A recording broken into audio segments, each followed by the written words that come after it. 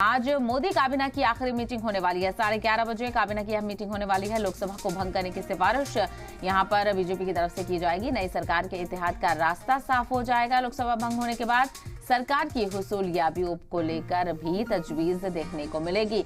तो मोदी काबीना की आज आखिरी मीटिंग होने वाली है दूसरे इख्तिदार की, और अब तीसरे इख्तिदार पर किस तरह से काबिज होना है और क्या कुछ चीजें यहां पर रहती हैं, इसको लेकर इस मीटिंग में चर्चा की जाएगी। बहरहाल आज लोकसभा को भंग करने की सिफारिश यहां पर की जाएगी मोदी काबीना की तरफ से। मोदी काबीना की आज आखिरी मीटिंग है। 11:30 बजे तमाम लीडरान यहां पर मुत्तहिद होंगे। वज़ीर-ए-आज़म समेत दीगर लीडरान इस मीटिंग में शामिल होंगे। 11:30 बजे काबीना की मीटिंग अहम होने वाली है और लोकसभा को भंग करने की सिफारिश यहां पर बीजेपी की तरफ से की जाएगी, क्योंकि नई सरकार का अब तश्कील होनी है। नई सरकार के इत्तेहाद का रास्ता साफ हो जाएगा और ऐसे में एनडीए अक्सरियत हासिल करती हुई नजर आ रही है और नतीजे साफ हो चुके हैं और 240 सीटों के साथ बीजेपी सबसे बड़ी पार्टी बनकर उभरी है और नई सरकार का जो गठन है, जो इत्तेहाद है, उसका रास्ता साफ हो जाएगा लोकसभा भंग होने के बाद।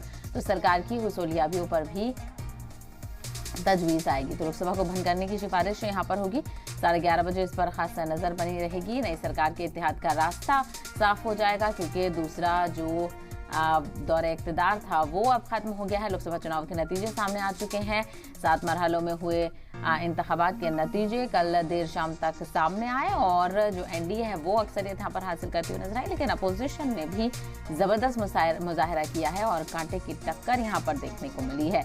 लेकिन सरकार इत्तेहाद के हवाले से ही चलानी होगी।